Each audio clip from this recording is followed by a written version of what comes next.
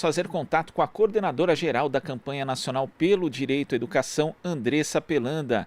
Bom dia, Andressa. Bom dia. Andressa, nós tivemos aí a aprovação do Fundeb pela Câmara dos Deputados, agora a proposta vai ser analisada pelo Senado e uma das principais inovações do texto que foi aprovado ali na Câmara é o custo aluno qualidade, o CAC, cujo conceito foi desenvolvido ali justamente na campanha nacional pelo direito à educação.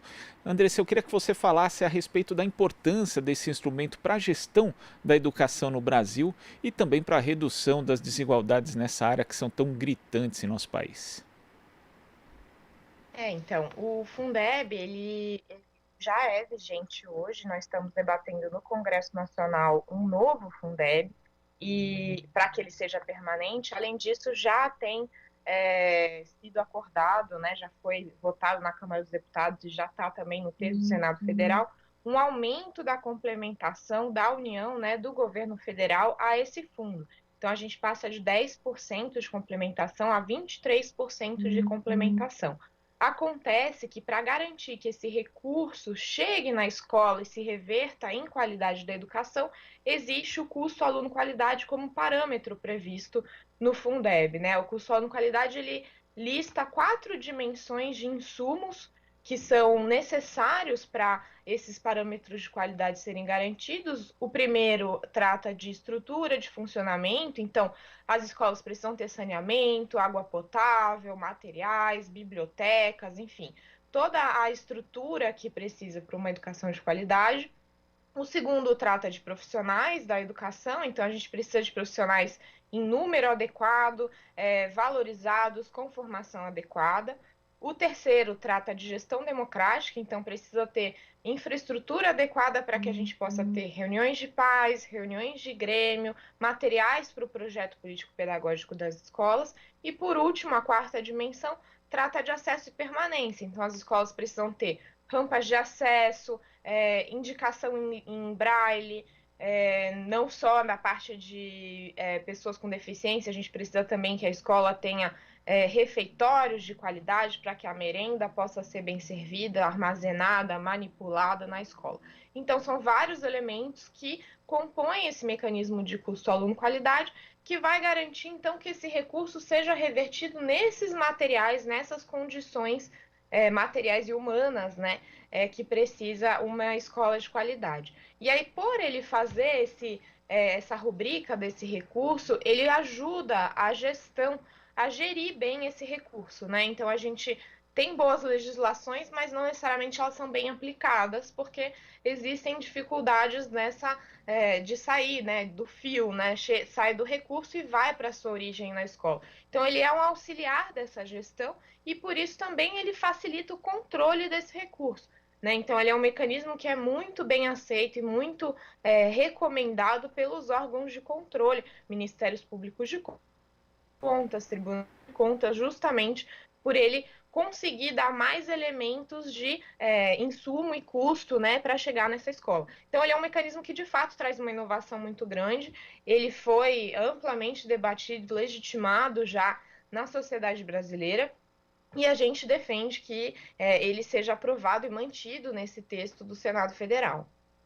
E o CAC já era previsto, inclusive, no Plano Nacional da Educação, e a inclusão no Fundeb e sua posterior regulamentação, Andressa, é importante para fazer o que você disse, para fazer de fato esse recurso chegar na ponta, ou seja, a gente sair do discurso, né, daquilo que é contemplado ali na legislação, que a legislação da educação do Brasil é uma das mais avançadas no mundo, mas para que esse recurso seja efetivado e possibilite condições mínimas de ensino e aprendizagem. É isso, exatamente. O custo aluno qualidade ele é previsto na meta 20 do Plano Nacional de Educação, que é a principal legislação hoje para a educação, mas que não vem sendo cumprida, né? Ela foi aprovada em 2014, às vésperas aí do impeachment, e a gente depois seguiu numa linha de crise e instabilidade política e econômica, especialmente aprofundada com a emenda 95 do teto de gastos, que asfixiou completamente o cumprimento do Plano Nacional de Educação e, por isso, o mecanismo do custo aluno qualidade não saiu do papel no Plano Nacional de Educação. Então, a gente espera que agora, na constitucionalização do mecanismo, né, através do Fundeb, que é um fundo que já é existente e que já funciona, né, já gerou muitos efeitos, ele foi implementado, ao contrário do plano, a gente possa caminhar para que o custo aluno qualidade tenha esse lugar de cumprimento e de transformar, de fato, as realidades de qualidade educacional das nossas escolas. E nesse aspecto é importante que haja justamente a precificação, que sejam aí dimensionados os custos para que cada escola ali tenha as suas condições mínimas para fazer justamente ali o processo de ensino-aprendizagem, Andressa. Isso, então, a questão da precificação, ela vai depender da implementação, da regulação do custo aluno e também da implementação, né? Então, hoje os sistemas públicos na administração pública, eles fazem, né, esse processo de precificação para diversos elementos e vai depender de cada região, de cada rede de ensino, né? Não é o custo aluno qualidade, ele gera um modelo, uma projeção nacional para a gente ter um parâmetro de cálculos de custo, mas na hora de implementar, cada rede vai fazer sua própria precificação. O que ele de fato garante é que esse recurso ele saia da sua origem no Fundeb e vá diretamente para a escola e que a gente consiga garantir todos esses insumos de qualidade na escola. Como você falou, a gente é um dos países que tem melhor legislação em termos educacionais do mundo, né? Eu participei de uma pesquisa representando a Campanha Nacional pelo Direito à Educação, uma pesquisa comparada em 21 países, o Índice do Direito à Educação, que comparou a educação em vários elementos, né? Então, governança, aceitabilidade, acessibilidade, disponibilidade, enfim, uma série de dimensões dessa qualidade dessa educação. E em termos de governança, ou seja, o que está previsto na legislação, a retificação de tratados, a regulação de como deve ser essa educação, e aí o custo aluno qualidade ajudou muito nessa parte de governança, porque ele está previsto já na legislação, no Plano Nacional de Educação, e em termos de aplicação disso, né? Então, se de fato as escolas têm banheiros, saneamento básico, água potável, bibliotecas, laboratórios de ciência, se os professores são de fato bem valorizados, se eles têm formação, se existe essa acessibilidade, enfim. Era um questionário de quase 8.000 perguntas em relação a todos esses indicadores da educação. E o Brasil, dentre esses 21 países, foi o país que recebeu melhor pontuação, melhor score em termos de governança, né? Ficando à frente até de diversos países desenvolvidos e desenvolvidos também em termos educacionais, né? E porque justamente a nossa legislação ela tem uma previsão muito ampla e muito aprofundada em termos de qualidade da educação, né? O próprio curso Aluno Qualidade prevê isso. Só que o que acontece é que a gente foi muito ruim e a gente teve uma das piores scores em todas as outras dimensões. O que isso significa? Que o Brasil tem uma legislação bastante avançada, mas não consegue implementar essa legislação. Então, o custo aluno qualidade, o que ele faz? Ele sistematiza diversos parâmetros que já estão em previsões legais, seja na Constituição, seja na Lei de Diretrizes e Bases da Educação, seja em outras legislações, seja em diretrizes do próprio Conselho Nacional de Educação, que também regula alguns parâmetros de qualidade. Então, ele faz uma síntese para ajudar a fazer uma implementação sistêmica dessa educação de qualidade, desses insumos que são necessários para a escola. Então, ele é imprescindível que ele esteja nesse texto e a gente possa dar esse passo agora no Fundeb. Andressa, e mesmo você falando, né, que houve todo um processo de construção na prática do conceito do custo aluno-qualidade, que se torna aí justamente um instrumento importante de gestão de aplicação de recursos na educação, existe ainda uma resistência em relação a ele por parte de algumas entidades, mesmo setores da educação e setores até mesmo da mídia tradicional, como a gente tem visto nos últimos dias. A que você atribui essa resistência, Andressa? Então, existe uma resistência ao custo aluno-qualidade por dois principais motivos. Um primeiro motivo é porque ele transforma vários programas de governo em política de Estado. né? Então, a gente acaba com um processo, às vezes, até de barganha entre União, né, o governo federal, e estados e municípios, no sentido de, o governo federal lança um programa para a educação básica, os estados e municípios precisam aderir a esse programa e implementar. E isso passa a não existir mais, né? Então, a gente tem um processo que o recurso vai, de fato, obrigatoriamente da União para o Fundeb, que vai chegar nas escolas de estados e municípios de todo o país. E essas redes de ensino vão implementar essa política de forma sistêmica. Então, primeiro que acaba com esse processo de barganhas e tem muitas pessoas que não são interessadas, né, em que isso acabe, inclusive porque ele acaba implementando diversas políticas que poderiam ser realizadas cada uma individualmente e um lobby existente especificamente nesse tipo de política. O outro motivo é porque ele, por fazer uma política de Estado, ele fortalece o papel do Estado, do público, né, na educação. E existem algumas instituições que defendem um olhar mais privatista para essa educação. Então, esse processo também acontece. E, por último, não só isso, a gente tem uma problemática de equívoco e de não compreensão do mecanismo que faz com que algumas instituições, como o próprio Todos pela Educação,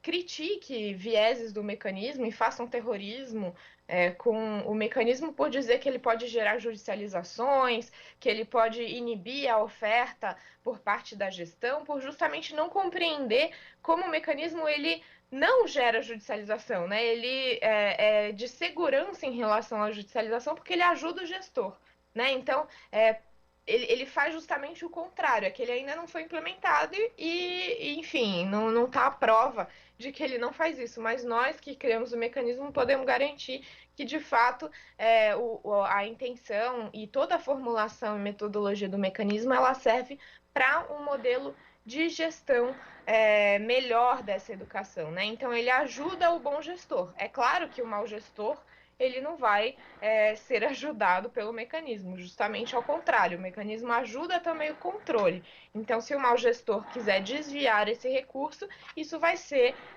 ainda mais rastreável pelo próprio custo aluno qualidade. Então, existe um lobby aí, um terrorismo em torno da derrubada do custo aluno qualidade no Senado Federal, justamente por esses motivos, e também por disputas políticas mesquinhas e que não aceitam que um mecanismo que foi formulado pela sociedade, que foi formulado pela comunidade escolar, que foi formulado da base, né, de baixo para cima, chegue a uma legislação, chegue à Constituição, como o futuro, espero, do curso Aluno Qualidade. Agora, Andressa, existe uma proposta do MEC para o orçamento de 2021 na área de educação que prevê aí corte de 18% dos recursos, né? Um corte que pode atingir aí universidades, também as redes de ensino básico. Como que você vê isso? São duas frentes, pelo menos, aí na área da educação, nesses meses que a gente tem, quer dizer, a efetivação do Fundeb com a inclusão, a manutenção do custo aluno-qualidade, como foi previsto, e também isso de disputar os recursos ali para garantir um orçamento decente para a educação em 2021? Sim, desse governo a gente não pode esperar que haja financiamento adequado para as áreas sociais e muito menos para a educação. No próprio debate do Fundeb, o governo foi um que, durante toda a tramitação, fez diversas manobras e proposições para que o recurso fosse reduzido, especialmente o recurso do governo federal, né? Então, teve uma época que ele sugeria que o aumento de complementação da União ao fundo, que hoje é de 10%, mínimos, se tornasse 15% máximos. né? Então, enquanto a gente discutia um aumento para 30% de complementação mínimas, então era uma queda muito grande em relação a todas as outras propostas que mostravam a necessidade de maior financiamento para a área. Em seguida, o governo também sugeriu aceitou 20% de complementação na Câmara e sugeriu em seguida que nesses 20% pudessem ser usados recursos do salário educação, que é um recurso que não vai para a manutenção e desenvolvimento do ensino, que é a rubrica a qual o Fundeb se reporta, é um recurso que vai para pagamento, por exemplo, da merenda escolar, né? A merenda, o Programa Nacional de Alimentação Escolar, depende em mais de 80% do recurso do salário educação.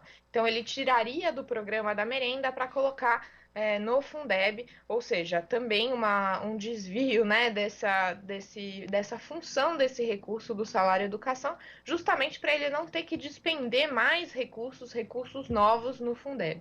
E afinal, que, enfim, por tantos debates e pressão e também muita argumentação técnica nossa no Congresso Nacional, a gente conseguiu convencer a maioria dos parlamentares a aumentar esse recurso para o Fundeb com recursos novos e sem desconstruir outros programas.